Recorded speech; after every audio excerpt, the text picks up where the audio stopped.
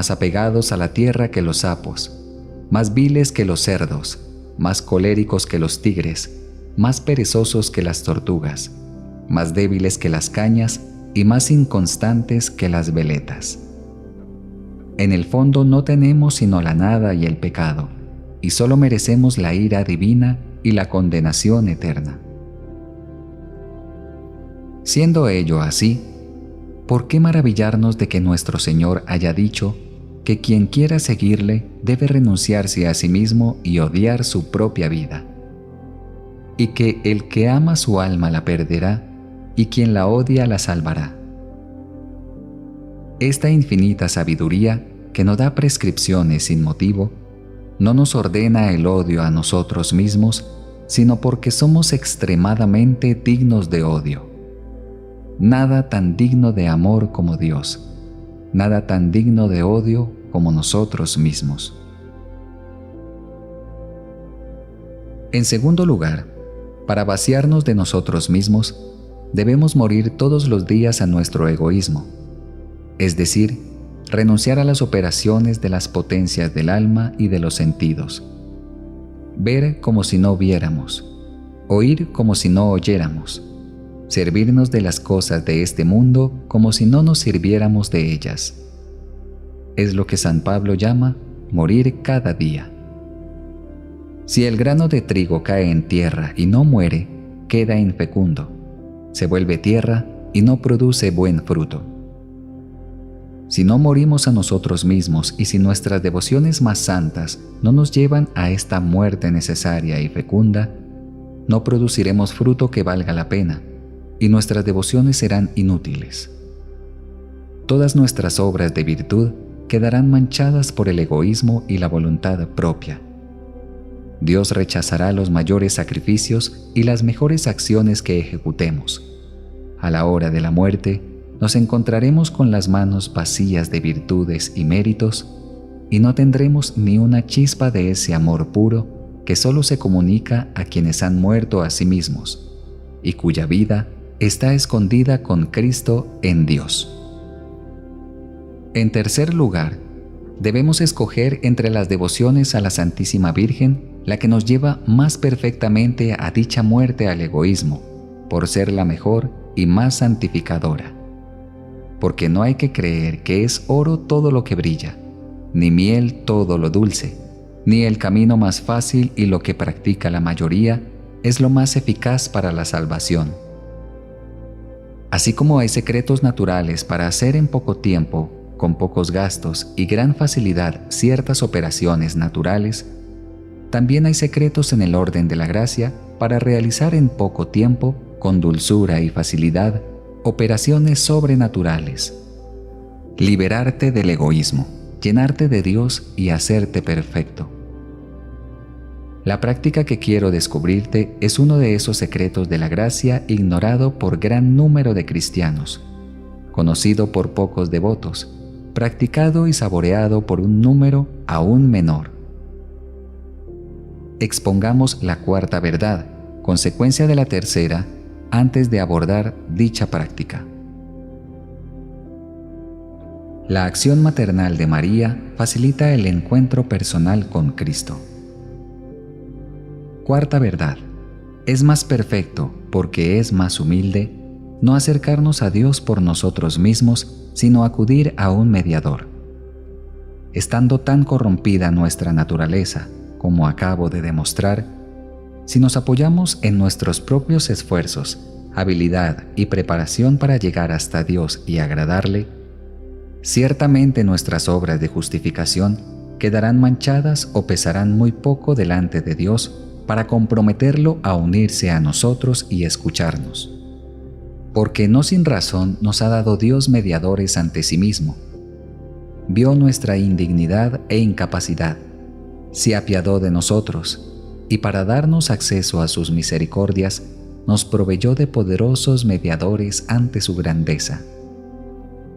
Por tanto, despreocuparte de tales mediadores y acercarte directamente a la santidad divina sin recomendación alguna es faltar a la humildad y al respeto debido a un Dios tan excelso y santo. es hacer menos caso de ese Rey de Reyes del que harías de un soberano o príncipe de la tierra, a quien no te acercarías sin un amigo que hable por ti. Jesucristo es nuestro abogado y mediador de redención ante el Padre. Por Él debemos orar junto con la Iglesia triunfante y militante. Por Él tenemos acceso ante la majestad divina y solo apoyados en Él y revestidos de sus méritos debemos presentarnos ante el Padre. Así como el humilde Jacob compareció ante su padre Isaac para recibir la bendición cubierto con pieles de cabrito. Pero, ¿no necesitamos acaso un mediador ante el mismo mediador? ¿Bastará nuestra pureza para unirnos a Él directamente y por nosotros mismos? ¿No es Él, acaso, Dios igual en todo a su Padre y por consiguiente, el Santo de los Santos, tan digno de respeto como su Padre? Si por amor infinito se hizo nuestro fiador y mediador ante el Padre para aplacarlo y pagarle nuestra deuda, ¿será esto razón para que tengamos menos respeto para con su majestad y santidad? Digamos pues abiertamente con San Bernardo que necesitamos un mediador ante el mediador mismo y que la excelsa María es la más capaz de cumplir este oficio caritativo. Por ella vino Jesucristo a nosotros, y por ella debemos nosotros ir a Él.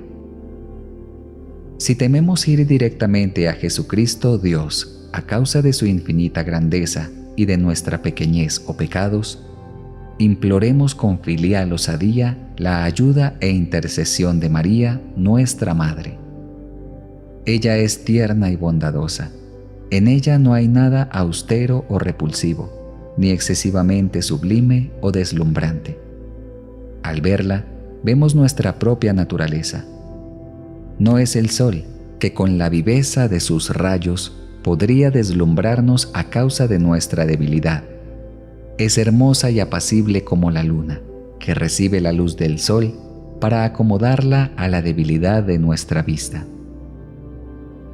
María es tan caritativa que no rechaza ninguno de los que imploran su intercesión, por más pecador que sea, pues como dicen los santos, jamás se ha oído decir que alguien haya acudido confiada y perseverantemente a ella y haya sido rechazado. Ella es tan poderosa que sus peticiones jamás han sido desoídas.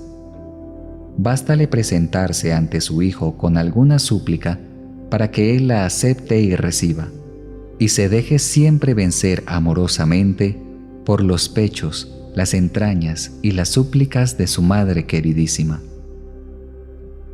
Esta es doctrina sacada de los escritos de San Bernardo y San Buenaventura. Según ellos, para llegar a Dios tenemos que subir 3 escalones. El primero, más cercano y adaptado a nuestras posibilidades, es María. El segundo es Jesucristo y el tercero es Dios Padre. Para llegar a Jesucristo hay que ir a María, nuestra mediadora de intercesión. Para llegar al Padre hay que ir al Hijo, nuestro mediador de redención. Este es precisamente el orden que se observa en la forma de devoción de la que hablaré más adelante. Llevamos el tesoro de la gracia en vasijas de arcilla. Quinta verdad. Es muy difícil, dada nuestra pequeñez y fragilidad, conservar las gracias y tesoros de Dios, porque, primero, llevamos este tesoro, más valioso que el cielo y la tierra, en vasijas de arcilla, en un cuerpo corruptible, en un alma débil e inconstante que por nada se turba y abate. Segundo, los demonios, ladrones muy astutos, quieren sorprendernos de improviso para robarnos y desvalijarnos. Espían día y noche el momento favorable para ello. Nos rodean incesantemente para devorarnos y arrebatarnos en un momento, por solo un pecado, todas las gracias y méritos logrados en muchos años. Su malicia, su pericia, su astucia y número deben hacernos temer infinitamente esta desgracia, ya que personas más llenas de gracia, más ricas en virtudes, más experimentadas y elevadas en santidad que nosotros, han sido sorprendidas, robadas y saqueadas lastimosamente. Cuantos cedros del Líbano y estrellas del firmamento cayeron miserablemente y perdieron en poco tiempo su elevación y claridad. ¿Y cuál es la causa? No fue falta de gracia, que Dios a nadie la niega, sino falta de humildad. Se consideraron capaces de conservar sus tesoros, se fiaron de sí mismos y se apoyaron en sus propias fuerzas. Creyeron bastante segura su casa y suficientemente fuertes sus cofres para guardar el precioso tesoro de la gracia, y por este apoyo imperceptible en sí mismos, aunque les parecía que se apoyaban solamente en la gracia de Dios, el Señor, que es la justicia misma, abandonándolos a sí mismos, permitió que fueran saqueados. ¡Ay! Si hubieran conocido la devoción admirable que a continuación voy a exponer, habrían confiado su tesoro a una Virgen fiel y poderosa, y ella lo habría guardado como si fuera propio y hasta se habría comprometido a ello en justicia. Es difícil perseverar en gracia a causa de la increíble corrupción del mundo. Corrupción tal que es prácticamente imposible que los corazones no se manchen, si no con su lodo, al menos con su polvo. Hasta el punto de que es una especie de milagro el que una persona se conserve en medio de este torrente impetuoso sin ser arrastrado por él, en medio de este mar tempestuoso sin anegarse o ser saqueada por los piratas y corsarios, y en medio de esta atmósfera viciada sin contagiarse. Solo la Virgen fiel, contra quien nada pudo la serpiente, hace este milagro en favor de aquellos que la sirven lo mejor que pueden.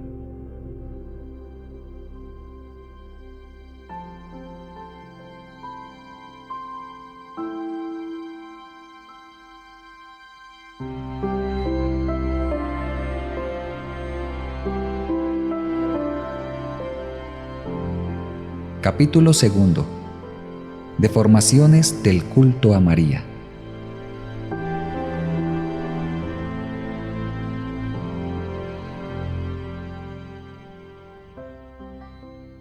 Presupuestas las 5 verdades anteriores, es preciso, ahora más que nunca, hacer una buena elección de la verdadera devoción a la Santísima Virgen. En efecto, hoy más que nunca, nos encontramos con falsas devociones que fácilmente podrían tomarse por verdaderas. El demonio, como falso acuñador de moneda y engañador astuto y experimentado, ha embaucado y hecho caer a muchas almas por medio de falsas devociones a la Santísima Virgen, y cada día utiliza su experiencia diabólica para perder a muchas otras, entreteniéndolas y adormeciéndolas en el pecado, so pretexto de algunas oraciones mal recitadas y de algunas prácticas exteriores inspiradas por él. Como un falsificador de moneda, no falsifica ordinariamente sino el oro y la plata, y muy rara vez los otros metales porque no valen la pena. Así el espíritu maligno no falsifica las otras devociones tanto como las de Jesús y María. La devoción a la Sagrada Comunión y la devoción a la Santísima Virgen, porque son entre las devociones lo que el oro y la plata entre los metales. Es por ello importantísimo, primero, conocer las falsas devociones para evitarlas y la verdadera para abrazarla.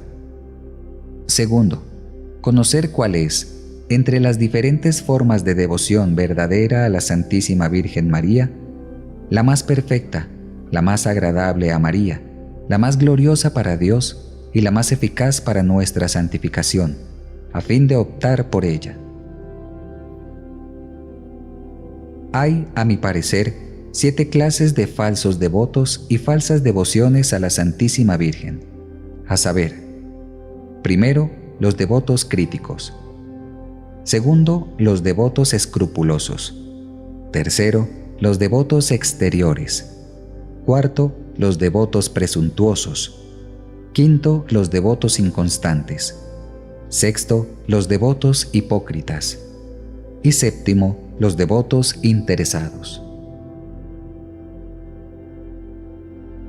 Primero, los devotos críticos. Los devotos críticos son, por lo común, sabios orgullosos, engreídos y pegados de sí mismos, que en el fondo tienen alguna devoción a la Santísima Virgen, pero critican casi todas las formas de piedad con que las gentes sencillas honran ingenua y santamente a esta buena madre, solo porque no se acomodan a su fantasía. Ponen en duda todos los milagros e historias referidas por autores fidedignos o tomadas de las crónicas de las órdenes religiosas que atestiguan la misericordia y el poder.